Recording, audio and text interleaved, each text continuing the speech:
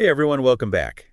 Today we are going deep on recovery from sex and love addiction. Right. We'll be using excerpts from Sex and Love Addicts anonymous literature for this deep dive. Sounds good. Now, even if this doesn't, directly apply to your life, Mm-hmm. I think there's a lot to learn here. Stick around because, we're really exploring themes that are pretty universal, right? Yeah. Like self-discovery, Right. dealing with those tough emotions, and how to build relationships that are actually good for us. Yeah. It's amazing how much this material resonates, even if someone, doesn't identify as an addict. It's that focus on personal responsibility and honest self-reflection. Those are valuable for anybody who's looking to grow as a person. Okay, so let's just jump right in. Mm. The idea of making amends really caught my eye when I was reading this material, specifically how cautious SLAA is about it, especially early in recovery. Mm. Why is that? Well, you have to think about it. Like, early sobriety is really fragile. You're breaking free from these super intense, often addictive relationships. And if you rush back into making amends, especially to exes, it can be like pouring gasoline on a fire. Oh, wow. You could trigger a relapse by reigniting those same unhealthy patterns. So it's not about avoiding responsibility, it's more about strategic timing. Exactly. It's about protecting your recovery, first and foremost. Okay. The literature even recommends writing simple letters without return addresses. Oh, interesting. So it's about closure for the other person, but without reopening that door to, that potentially addictive dynamic. That's interesting. So even the act of sending a letter needs to be carefully considered. Absolutely. And it's not like you just grab a pen and you start pouring your heart out. There are steps before you even write the letter. Like deep self-reflection, Yeah. taking a thorough inventory of your actions. And SLAA really emphasizes consulting with other members to make sure your intentions are pure. Right. It has to be about clarity and sincerity, not about manipulating the other person. And they even talk about removing any hint of romance or sexual innuendo from letters to former lovers. Yeah. Why is that so important? Because it's easy to slip back into those familiar patterns, even subconsciously. Right. Imagine writing to an ex and accidentally using language that reawakens that old flirtation. Oh, yeah. It's a recipe for disaster, especially in early recovery. It has to be about owning your past actions, not reenacting them. Okay. That makes a lot of sense. Oh, So the letter isn't about rekindling anything. It's more about offering a reality check, right? precisely. It's a way of helping the other person understand that the past interactions were part of an unhealthy pattern.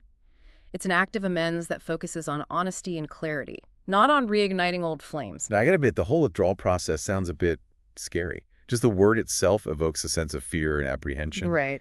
I can only imagine what someone facing withdrawal from sex and love addiction must be feeling. It's definitely challenging, no sugarcoating that. But it's also incredibly powerful and transformative. What's interesting is that SLAA emphasizes marking your sobriety date, the day you commit to stopping your addictive behaviors. It becomes this incredibly powerful symbol of your dedication to recovery. It's like a line in the sand. A turning point. Exactly. And there are different approaches to withdrawal. Okay. Some people go cold turkey, others prefer to gradually reduce their addictive behaviors. Yeah. What's fascinating is that the overall scope and outcome of withdrawal tend to be similar regardless of the method. It's about finding what works best for you. I can imagine there's a lot of anxiety swirling around, right? Oh, yeah. Like, what if I lose my mojo, my sexual power? Or even, what if I become emotionally numb? Those are incredibly common fears, absolutely. But it's important to reframe them. Withdrawal isn't about losing yourself. It's about discovering a new self, a more authentic self. Think of it as a journey of facing the unknown, which honestly can be incredibly liberating. I love that perspective. It's not subtraction, it's discovery. Now, the literature brings up this concept of accessory behaviors. Right. What are those exactly? These are the sneaky ones. They're seemingly innocent actions or habits that actually feed the addiction, often without us even realizing it. Wow. It's like these under-the-radar ways we perpetuate the cycle. Things like how we dress, how we hug, even how we give a back rub. They can all be accessory behaviors. So it's about being really honest with yourself and recognizing those subtle ways. Yeah. You might still be engaging in the addiction, even without realizing it. Precisely. And withdrawal forces you to confront those behaviors. You start to see them for what they truly are, and more importantly, challenge yourself to change them. It's like peeling back the layers of an onion, getting to the root of the issue. And from what I've read, the literature doesn't sugarcoat the mental and emotional challenges. Yeah. There's this raw honesty in how they describe the internal experience of withdrawal, right? Absolutely. And that's what makes it so powerful, because it validates the experiences of those going through it. They're not alone in their struggle. They even talk about feeling devoured by the addiction, Yeah. this sense of being consumed by it, while simultaneously struggling to find a new sense of self. Wow, devoured is a powerful word. Yeah. It really captures that feeling of being overwhelmed, Yeah. almost suffocated by the addiction. So if withdrawal is this intense internal battle, what tools do people use to cope? There's no magic bullet, but they highlight several prayers. Connecting with other SLAA members, physical activity, focusing on daily tasks, things that ground you in the present moment. It's about building a support system, finding healthy outlets for your energy, Right. and as they say, taking it one day at a time. One day at a time. It sounds so simple, yet so profound. Speaking of support, the idea of finding an SLAA group seems crucial, right? Mhm. Just knowing you're not alone, that others understand what you're going through, that has to be incredibly powerful. It's essential, really, not just for the emotional support, but for keeping your awareness sharp. Isolation is dangerous in recovery. In fact, they share a story in the literature about a member who relapsed after moving and losing contact with their support group. That makes a lot of sense. Community seems to be a vital part of recovery. Mm. But I imagine that finding other sex and love addicts, especially in the early days of SLAA, wasn't easy. Right. How did people even begin to connect? It was definitely a challenge. They talk about the importance of patience, respecting the fact that others might be in denial about their addiction. It's not about going around diagnosing people, but rather about sharing your own experience openly and focusing on those universal aspects of addiction that everyone can relate to: feelings of powerlessness, the progression of the addiction, that sense of hopelessness. It's about finding common ground and building trust from there. So it's more about offering your story as a way to connect, rather than trying to convince someone they have a problem. Exactly. Authenticity is key. And being honest about the pain of withdrawal without sugarcoating their recovery process. People need to know it's tough, but they also need to know it's possible. Okay, so let's say you're ready to connect, but there isn't a group in your area. Right. What then? Do you just give up? Absolutely not. Ah. This is where SLAA's third tradition comes in. Okay. It basically says if you have 2 or more people who want to recover from sex and love addiction, boom, you've got yourself an SLAA group. Right. You don't need permission. You don't need a fancy building. It's all about the desire to heal and connect. That's amazing. Yeah. It's so grassroots, so empowering. And they actually tell the story of the very first SLAA meeting in the literature, right? Yes. They do. Tell me about that. It started small, just a few people meeting monthly. Yeah. Then it grew to semi-monthly, then weekly. It's a testament to the power of those early pioneers who were just hungry for connection and recovery. I love that it evolved organically based on the needs of the community, but there's also this emphasis on adhering to the 12 traditions, right? Especially anonymity and attraction, rather than promotion. What does that mean in practice? It means creating a safe and welcoming space where people feel comfortable sharing their struggles without fear of judgment or exposure. It's not about pushing the SLA agenda on anyone. It's about creating a space where people can come as they are, be accepted, and find support. So no pressure, no preaching, just a genuine offering of support. Exactly. They even share an anecdote about a meeting being held in the home of a non-sober person, which obviously created some problems. It really highlights how important it is to have a dedicated, safe environment where recovery can thrive without outside influences. That makes sense. It needs to be a sanctuary. Yeah. Now, what about the format of the meetings? Is there a set structure, like a script they follow? They offer a suggested format, but they also emphasize flexibility and avoiding rigidity. It's not about turning the meeting into a ritual. It's about allowing the group to find its own rhythm, its own way of connecting and sharing. So it's like finding a balance between having some guidelines to provide structure, but also allowing for organic growth and evolution. Exactly. And as SLAA grew, they started developing different types of meetings to address specific needs. You've got your classic 12-step meetings, getting current meetings where people share about their current struggles and so on. It's a testament to the fact that recovery is an ongoing journey with different phases and challenges. It's like they're constantly adapting and evolving to meet the needs of the community. Right. So we've got the group, the format. Naturally, someone has to take the lead, right? They talk about the roles of trusted servants and group conscience. What are those and what challenges come with leadership in SLAA? Okay, so trusted servants are basically volunteers who handle different responsibilities within the group, like facilitating meetings or managing finances. The group conscience refers to the collective wisdom and decision-making power of the group as a whole. It's a way of ensuring that no one person has too much control or influence. That sounds pretty egalitarian. But wouldn't there be challenges with leadership even in a system like that? Absolutely. They warn about the dangers of power dynamics, both for the leader and for the group itself. For example, they talk about the power-seeking founder who might be tempted to use their position for personal gain, and the conscientious founder who might struggle with letting go of control even when it's in the best interest of the group. Wow. It's fascinating how they acknowledge the potential pitfalls of leadership. So even with good intentions, things can get messy. It's inevitable. They actually compare the founder of a group to a symbolic parent. And the group's need to rebel against that authority is seen as a natural part of its development. It's like a teenage group needing to individuate from its parents in order to mature.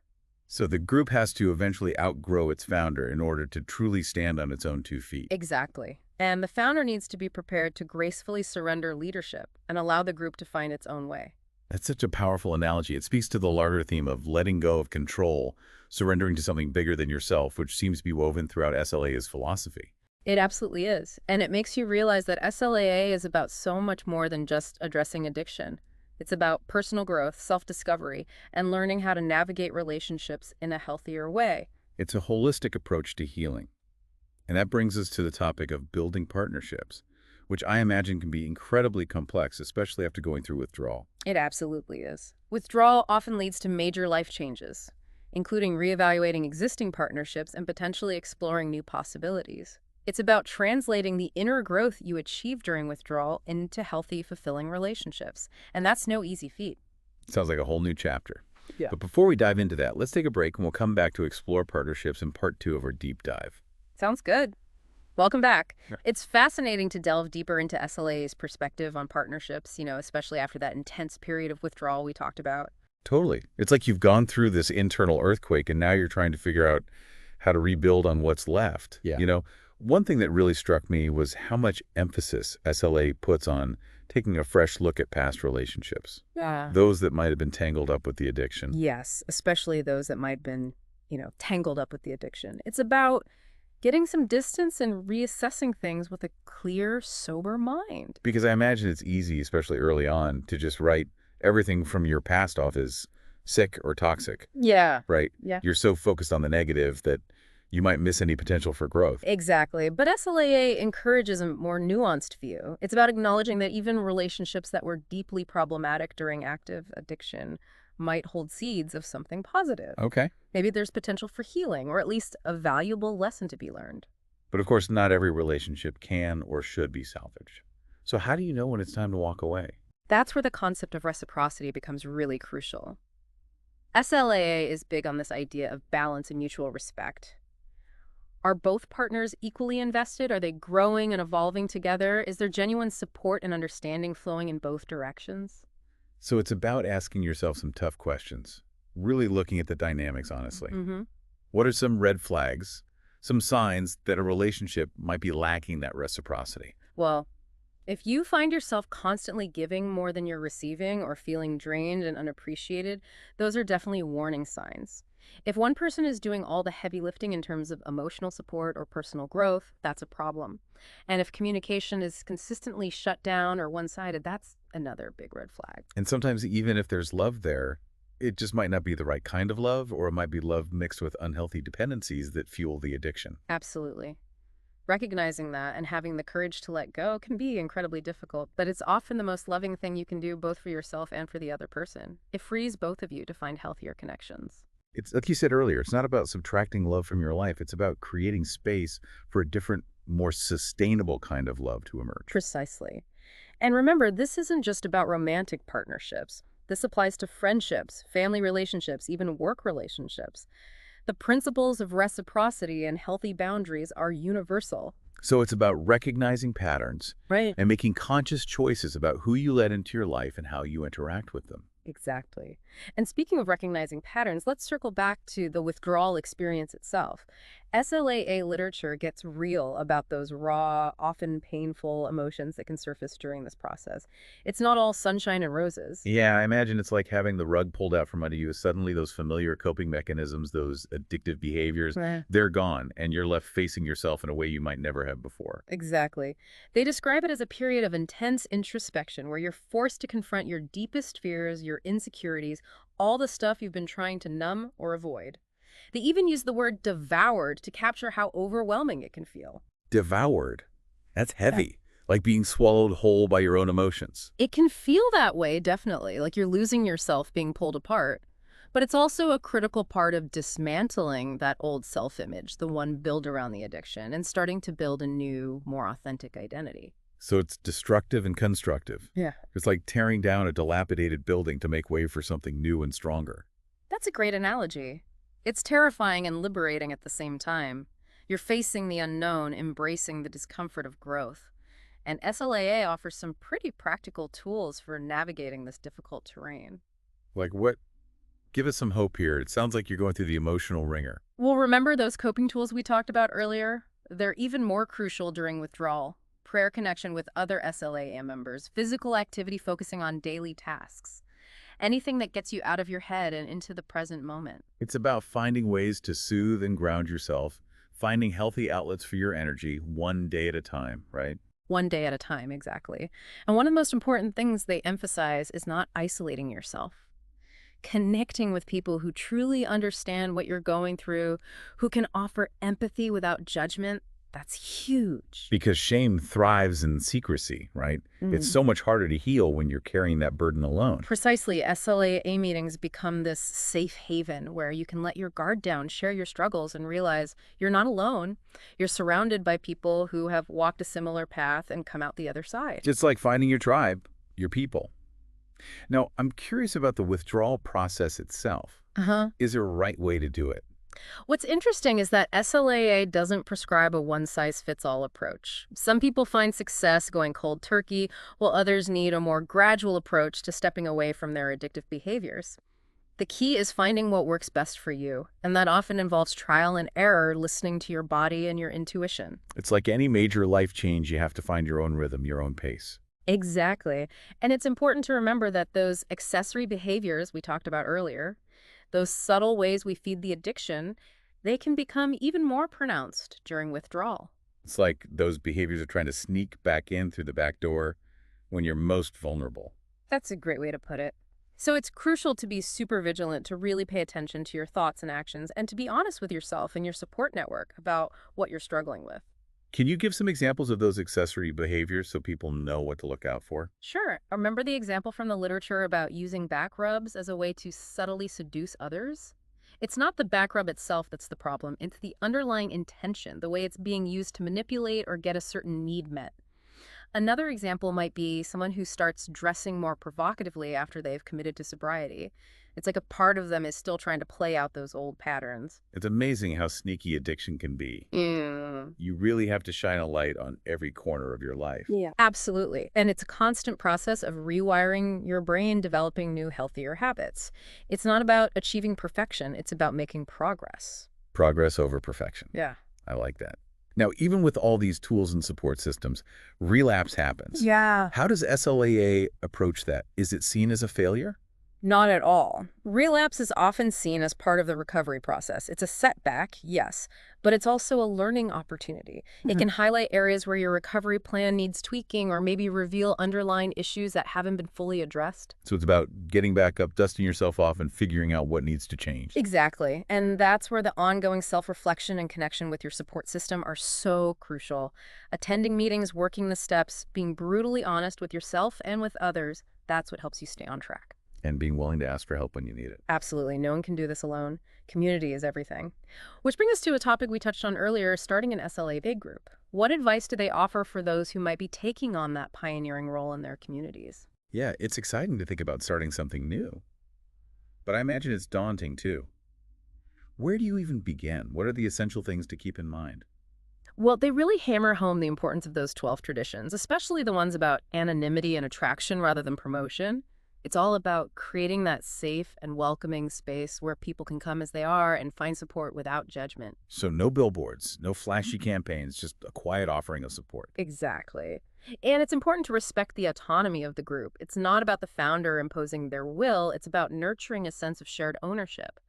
They also talk about the unique challenges of being a founder or leader in this context. Yeah, we touched on that earlier with the trusted servants and the group conscience. But it seems like leadership comes with inherent tensions, even in a recovery setting. It definitely does. There's always the risk of those power dynamics creeping in, no matter how well-intentioned the leader might be. And they even acknowledge the fact that the group will eventually turn against the leader, even if that leader has done everything right. Wait, really? Why is that? It seems counterintuitive. Remember that parent-child analogy we talked about? It's part of the natural progression. The group needs to rebel against that authority figure to individuate in order to find its own voice and stand on its own 2 feet. So the leader becomes a necessary scapegoat in the group's evolution. In a way, yes. And the successful leader, the one who truly has the group's best interests at heart, recognizes this and is prepared to step aside gracefully when the time is right. It's a beautiful parallel to the process of recovery itself, letting go of control, surrendering to a higher power. It really is, and it speaks to the transformative potential of SLAA, not just for individuals, but for communities as well. It's about creating a space where people can connect, heal, and find their own unique paths to recovery. It's a powerful vision. So before we move on to the final part of our deep dive, I want to pose a question to our listeners. How can we apply these principles of SLAA, self-awareness, personal responsibility, healthy boundaries to our own relationships, regardless of whether addiction is a factor? We'll explore this more in part 3, so stay tuned. Welcome back to our deep dive, everyone. We've been exploring the world of recovery from sex and love addiction. Yeah. And I think one thing that's become really clear is that this journey, it's about so much more than just stopping certain behaviors, right? It's about this deep personal growth, self-discovery, and really building relationships that are rooted in respect and authenticity. It really is a profound transformation, and what I find really interesting is how much SLAA literature emphasizes that this process, while often painful, can ultimately lead to a richer, more fulfilling life, you know? Yeah, they even talk about this idea of withdrawal as self-enrichment, which sounds kind of paradoxical at first. It's not just about deprivation.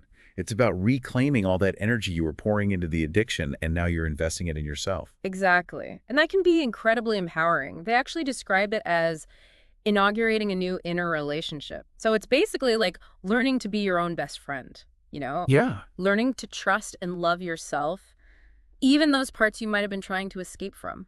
It's like you're finally showing up for yourself in a way you never have before. Exactly. And that inner work, that foundation of self-love and acceptance, that's what allows you to build healthier, more balanced relationships with other people. Because when you're secure in yourself, you're less likely to seek validation and fulfillment from external sources, right? Exactly. You're not looking for someone to complete you or to fix you. You're looking for someone to share life with, to grow with, to support each other's journeys. And that brings us back to the idea of reassessing existing relationships with that clear, sober perspective that we talked about earlier. Right, because during active addiction, it's like we're looking at relationships through this distorted lens. Yeah. We might be clinging to relationships that are harmful or pushing away those that are genuinely good for us. So it's about taking off the rose-colored glasses, so to speak, and really seeing things for what they are. Exactly. And that's where the concept of reciprocity comes in again. Right. It's about recognizing when a relationship has that healthy balance of give and take, mutual respect, shared values, and support for each other's growth. And having the courage to walk away from those relationships that don't meet those criteria, even if it's painful. It's not easy, but it's essential for creating a life that's aligned with your values and your vision for yourself. And again, this isn't just about romantic relationships. This applies to friendships, family relationships, professional relationships, any dynamic where there's an exchange of energy and emotion. So it's about becoming a conscious architect of your relational world. Yeah. Making choices that support your well-being. Exactly. Now, another aspect of the SLA approach that I find really fascinating is the emphasis on spirituality. Yeah, they talk a lot about developing a relationship with a higher power. Which can sound a bit daunting, especially if you don't come from a religious background. Right. But what's interesting is that they define higher power very broadly. It doesn't have to be a deity in the traditional sense, you know? Right. It can be nature, the universe, a collective energy, the wisdom of the SLAA fellowship itself. Yeah. Anything that represents something greater than yourself. So it's about finding that sense of connection to something bigger. Yeah. Something that provides a sense of meaning and purpose. Exactly.